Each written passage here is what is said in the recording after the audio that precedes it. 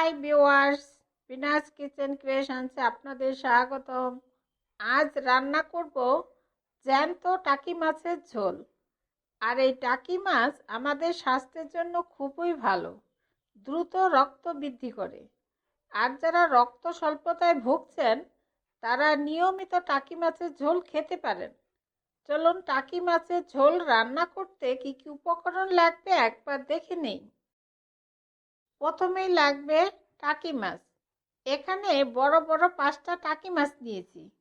মাছগুলো ভালোভাবে ধুয়ে এরপর হলুদ লবণ দিয়ে মেখে নিব। আর রয়েছে একটা আলু আর 8-10টা সিম।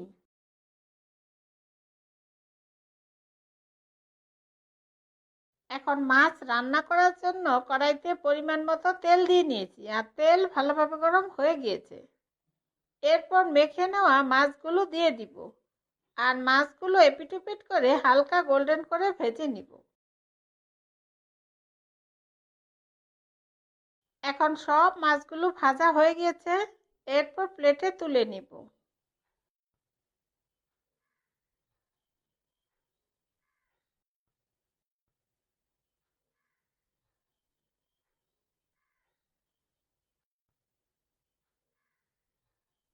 আর ফোড়নের জন্য দিব আধা চা চামচ পরিমাণ জিরা দিয়ে 1 মিনিট অপেক্ষা করব ফোড়ন হওয়া পর্যন্ত।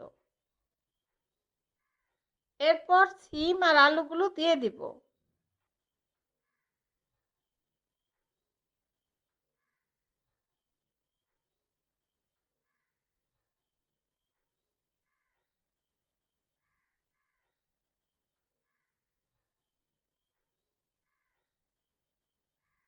আর দিব একটা টমেটো দিয়ে 2-3 মিনিট একটু ভেজে নিব।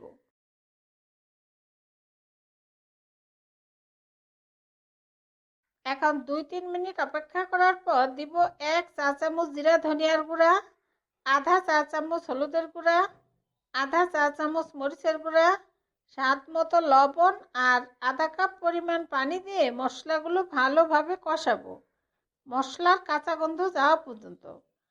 আর ঝাল লবণ আপনাদের স্বাদ মতো দিবেন।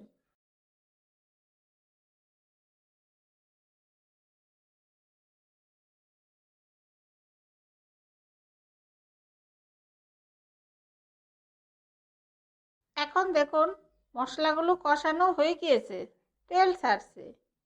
এরপর ঝোলের জন্য 2 কাপ গরম পানি দিয়ে দিব, আর ভালোভাবে নেড়ে ঝোলের পানি ফুটে ওঠা পর্যন্ত অপেক্ষা করব।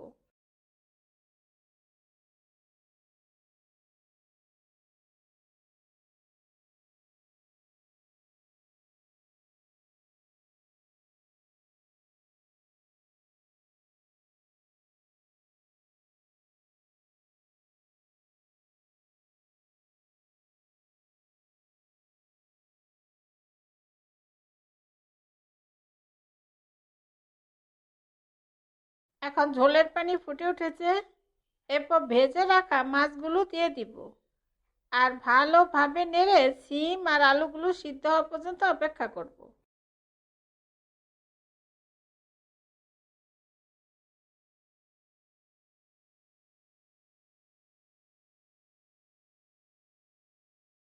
এখন দেখুন সিম আর আলুগুলো সিদ্ধ হয়ে গিয়েছে। এরপর নামানোর আগে পরিমাণ মতো ধনিয়া পাতা কুচি আর 3-4টা কাঁচামরিচ দিয়ে ভালোভাবে নেড়ে চুলা বন্ধ করে এইভাবেই রেখে দিব আরও 5 মিনিট, ঝোলের উপরে তেল উঠে আসা পর্যন্ত। এরপর পরিবেশন করব।